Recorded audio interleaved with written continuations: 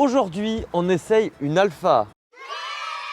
Enfin bon, c'est un SUV. Non, c'est... Calmez-vous, parce qu'en plus, c'est un SUV diesel. Malgré tout, vous allez voir, ce Stelvio, c'est quand même autre chose que le Tonale que j'ai essayé il n'y a pas si longtemps que ça. On va y revenir plus en détail. Donc aujourd'hui, en plus, on a la chance déjà d'avoir une très belle version en diesel, donc 210 chevaux, 4 roues motrices, dans sa finition très rare, nommée Extrema.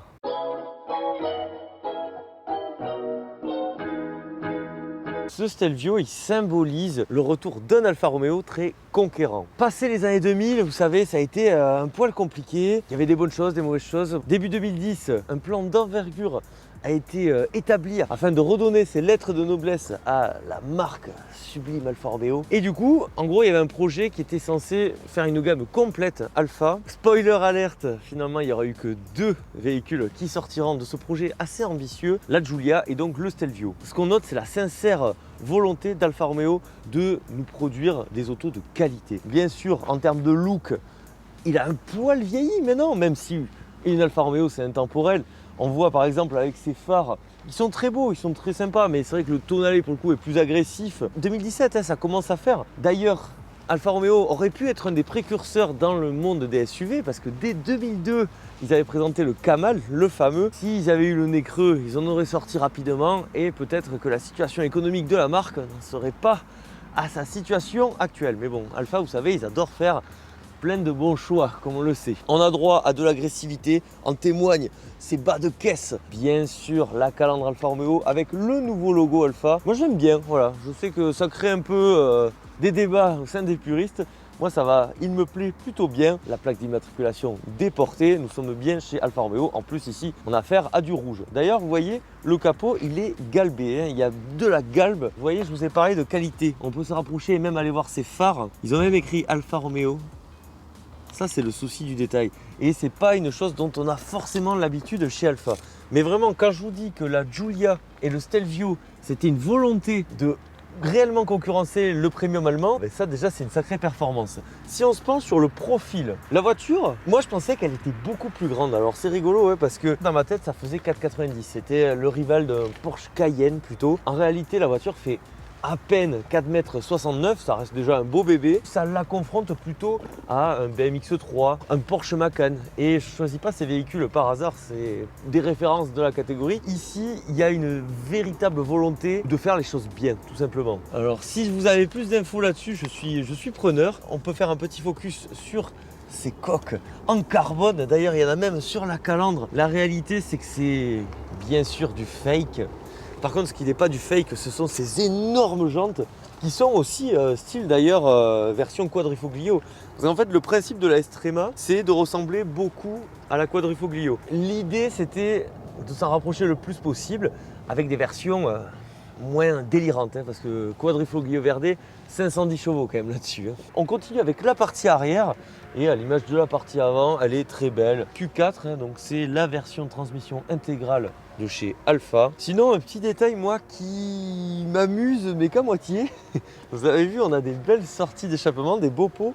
Mais si on zoome un peu à l'intérieur, mais ça fait moins rêver de suite. Hein. Ça, c'est anecdotique. Hein. Je sais que 99% des gens s'en fichent. Mais moi, ça me chagrine un petit peu. Voilà. Histoire de faire une belle sortie, autant aller jusqu'au bout. Quand on prend la ligne comme ça, je ne vais pas dire que c'est un SUV coupé, parce que moi, en plus, les SUV coupés, ça va 2 secondes. Hein. Vous voyez, il y a quand même une découpe chic. Normalement, c'est plus tac-tac. Bon, là, je caricature un petit peu, mais vous voyez, ça se termine en douceur. C'est pas très brutal et ça lui donne un air de berline rehaussé. Et d'ailleurs, c'est le cas. Ce Stelvio, en réalité, c'est une Alfa Romeo Giulia, un petit peu recarrossée, mais finalement, il y a beaucoup de similitudes, que ce soit par exemple avec la forme des feux, notamment à l'avant, ça ressemble vraiment. Ça reprend donc le châssis de la Giulia, qui est la meilleure berline du moment, et ce depuis 2016. Bravo Alfa. Allez, maintenant on va aller voir l'intérieur, qui est le même que d'ailleurs celui de cette fameuse Giulia. Bon, attendez, je vais vous montrer les sièges, tiens, on va regarder les sièges. Ils sont beaux, hein. Ils sont pas beaux ces sièges, ils sont magnifiques. Ça a quand même de la gueule, hein. Le premier truc, moi, qui me choque, tu peux peut-être directement le montrer, c'est le carbone, entre guillemets, bien sûr. Hein. On le retrouve vraiment partout. J'aime beaucoup le maintien des sièges, les compteurs.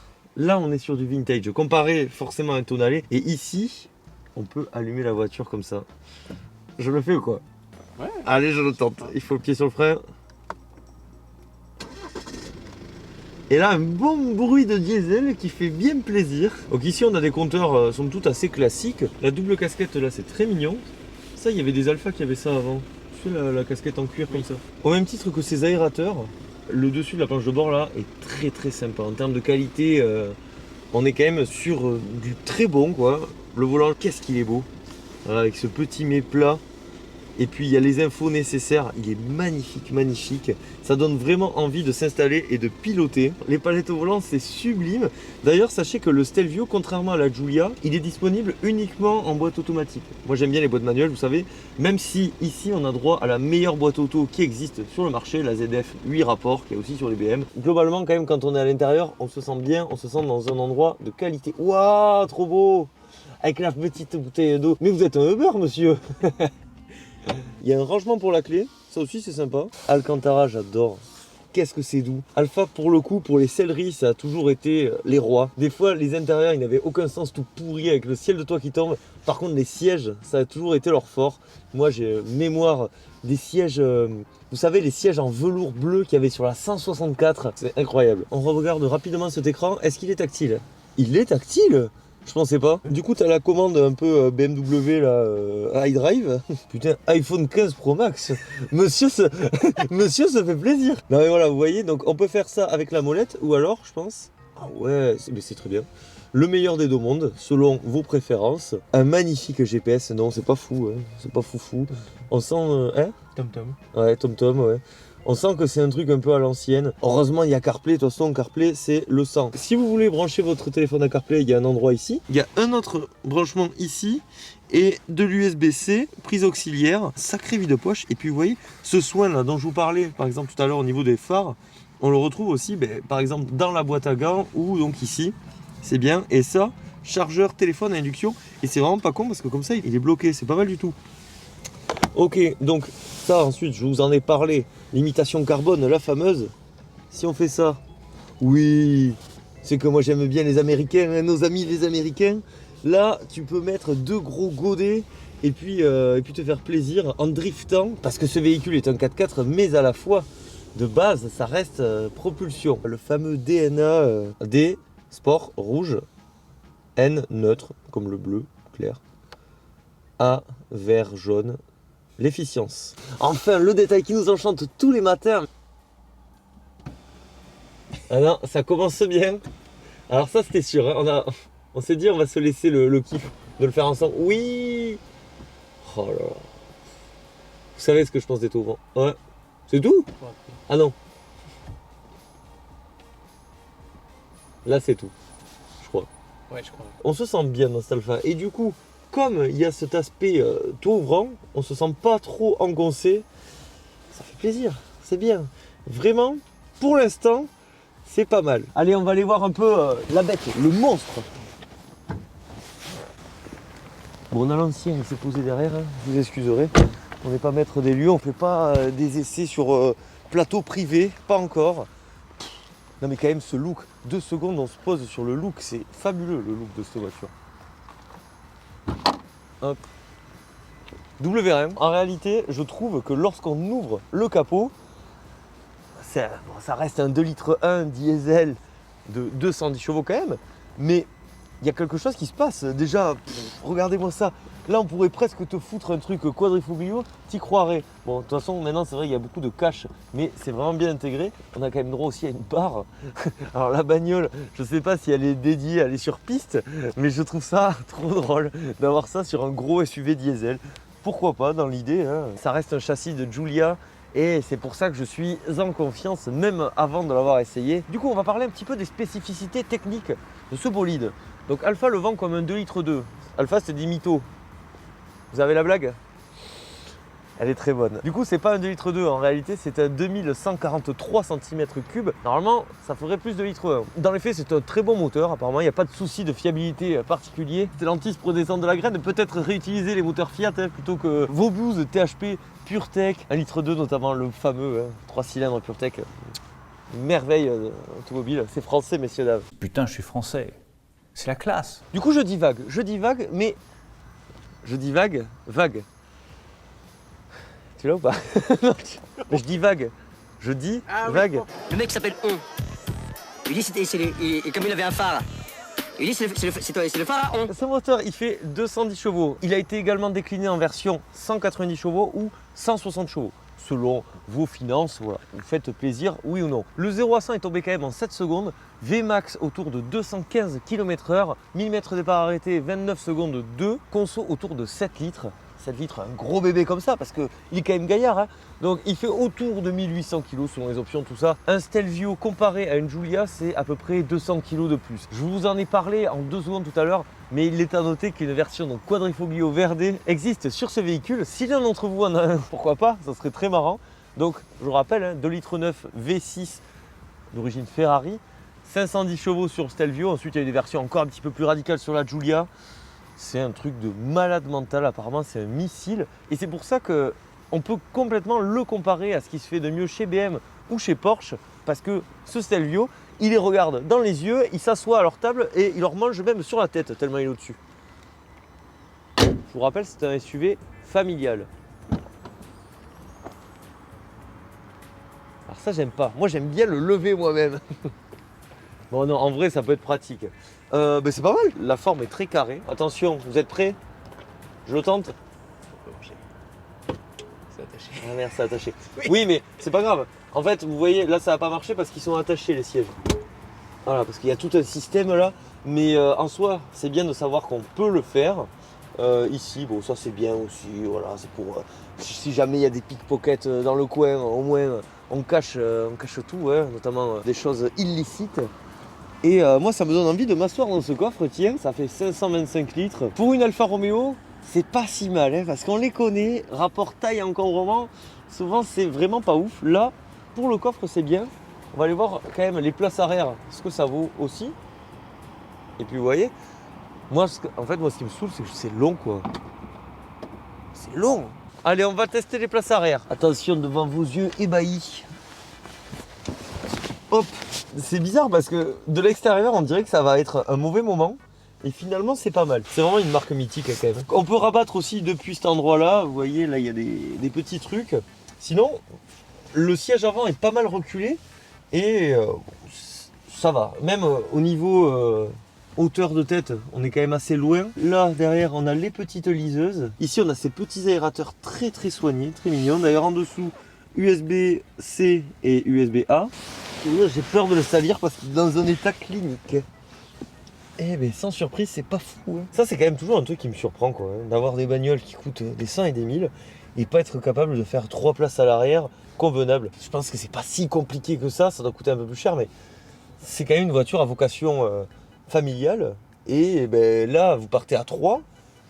J'aimerais pas être celui du milieu quand même. Hein. Pour un véhicule de ce gabarit, de ce standing, on est censé être un minimum exigeant. Vous voyez, même là, l'ouverture de porte, c'est le max.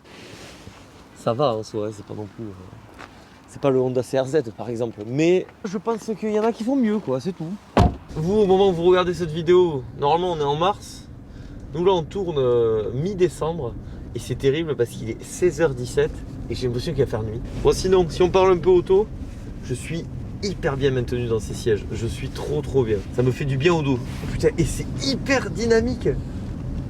Désolé, hein, au caméraman à l'arrière. Non mais je suis choqué. Les palettes, je pense que c'est un coup à prendre, mais du coup, moi, je me le suis pris dans la main. La sensation d'être un peu au-dessus, mais à la fois dans une position sport. C'est vraiment très agréable. On va tester le DNA. On va se foutre en dynamique. Voilà. Cette interface, moi j'aime bien, il n'y a pas un milliard d'infos particulières. Ça c'est une voiture, je me vois traverser la France avec, mais sans souci. En dynamique, je vous jure que c'est assez étonnant. Un diesel sportif. Le châssis du tonal en rond-point. Oh putain. Et je fais que l'appeler tonal. Non mais c'est une catastrophe. Hein. Bon attention là, une bonne ligne droite. En vrai j'appuie, c'est pas non plus si dingue. Hein. Peut-être que si je gérais mieux les palettes. Et attends, mais je me suis dit, mais c'est des lacs. Et non, c'est tellement il flotte dans ce coin là. Dites-vous qu'on a de la chance parce qu'il a fait que pleuvoir. Ben, vous l'avez vu dans l'essai de la semaine dernière avec le Renault Austral. D'ailleurs, si on fait un mini comparo, même si c'est pas des autos comparables, hein, l'Austral c'est une gamme en dessous. L'intérieur de l'Austral c'est fabuleux. En termes d'accélération là, bon après on est déjà lancé, il faudrait voir au démarrage. Mais c'est pas... Oui, c'est bien quoi. C'est ce qu'il faut. On a fait un petit passage au stand parce que la batterie elle n'a pas tenu. Un petit régal. Donc mes chers atmophiles, en tout cas ce qu'il faut dire au volant de ce Stelvio, c'est que je suis, moi, je dois vous avouer, assez subjugué par la tenue de route. Que le Stelvio c'est un 4 roues motrices, mais à tendance propulsion. On accélère. Ah ouais, regarde, et là on a un 4 roues, ah, c'est rigolo. Waouh! Et ça marche pas mal en fait. Parce que tout à l'heure je me plaignais un peu, je disais que ça marchait pas tant que ça, mais parce qu'on était déjà assez rapide. Et c'est vrai que si on part d'assez lentement, je regarde, c'est bon, il n'y a personne. Quand on accélère, bon, c'est pas mal. C'est pas mal. Largement suffisant. Cette voiture, son châssis est un régal. Et je le dis, mais les pilotes l'approuvent parce que le Stelvio, c'est quand même le SUV qui a détenu pendant un certain temps le record du SUV le plus performant sur le Nürburgring. Et ça, c'est quand même pas rien. Je vous ai juste pas parlé de la boîte de vitesse alors qu'elle est exceptionnelle. Elle marche hyper bien, c'est hyper fluide, il n'y a aucun à-coup. Et puis là, contrairement, encore une fois, au tonalé, quand on accélère ou qu'on décélère, ça se fait directement, quoi. Il n'y a pas une latence de 25 minutes. Donc complètement validé, en tout point, ce Toto, top de chez top. Du coup, est-ce que je vous conseille d'acheter un Alfa Romeo Stelvio? Est-ce que je suis le meilleur conseiller pour vous parler de SUV? Je ne suis pas sûr. En tous les cas, des SUV que j'ai essayé, niveau conduite, je pense que c'est celui que j'ai trouvé le plus sympa. La présentation générale est top. Moi, je suis content parce que je pensais qu'il était beaucoup plus grand. Ça reste acceptable. Par exemple, comparé à un Q7 qu'on avait essayé ici aussi. Là, c'est encore une catégorie au-dessus. Allez, à 30 000 €, vous en trouvez d'occasion. Mais moi, pour le même prix, vous savez ce que je vais vous conseiller? Je vais vous conseiller la Giulia, bien sûr. La Giulia, donc, qui est plus basse, encore plus sportive dans l'âme. En soi, si vous avez besoin d'un peu plus de place, tout ça, je peux comprendre. Je vous le valide, le Stelvio. Tant que vous ne prenez pas un tonalé, ça va. Coup d'essai, coup de maître. Cet Alfa Romeo Stelvio, c'est une sacrée réussite. Vous avez vu, hein, en fait, j'ai même pas de défaut particulier qui me viennent en tête. Peut-être le réseau Alfa Romeo qui n'est pas hyper développé, mais vous voyez, c'est vraiment ce genre de choses. Voilà, on cherche quelque chose, mais la voiture, elle est hyper pertinente. Je vous l'ai dit, même en occasion, une Alfa, ça décote assez facilement, donc on peut faire des bonnes affaires. En fait, moi, ce que je trouve dommage, c'est qu'Alfa Romeo, c'est vraiment donner les moyens de faire une Giulia et un Stelvio de fou. Et il fallait développer le reste de la gamme. Sauf qu'ils ont pris trop de temps, c'était le Covid. Ils te sortent le tonalé. Je pense vraiment qu'ils l'ont sorti. Ils en avaient marre. Ça faisait 10 ans qu'ils nous le teasaient. Maintenant, j'ai à la fois hâte et peur de voir les futures productions Alfa Romeo. J'ai quand même hâte pour voir, mais ça me fait peur. Je suis vraiment déçu qu'au moment où ils étaient hyper chauds pour nous sortir des voitures de dingue, mais ils en ont sorti que 2. C'est 2 voitures de dingue, certes, mais 2. Rien qu'un successeur à la Mito, j'aurais adoré. Bref, mes chers atmophiles, cette vidéo touche à sa fin. J'espère que vous a plu. Si c'est le cas, vous pensez au like, à l'abonnement, c'est hyper important. J'ai Patreon. Un grand merci à tous ceux qui font des dons sur cette plateforme. Ça me permet d'envisager l'avenir plus sereinement. Et un grand merci à vous tous. De toute façon, je vous love. Vous le savez. Malgré tout, le plus important, c'est pas ça. C'est quoi le plus important? C'est de prendre soin de soi. Prenez soin de vous. C'était Atmo. Je vous dis à la prochaine. Bisous. Ciao.